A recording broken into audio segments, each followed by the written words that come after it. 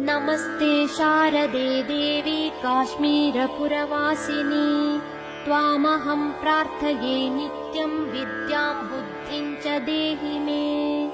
या श्रद्धा धारणा मेधा वाग्देवी विधिवल्लभा भक्तजिह्वाग्रसदना शमाधिगुणदायिनी। नमामि यामिनी नाथा लेखालङ्कृतकुन्तलाम् भवानीं भवसन्ताप निर्वापणसुधानदीम्। भद्रकाल्यै नमो नित्यं सरस्वत्यै नमो नमः।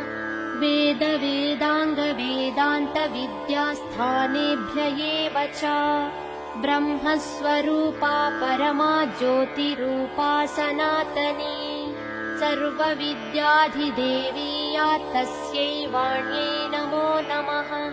यया विना जगत्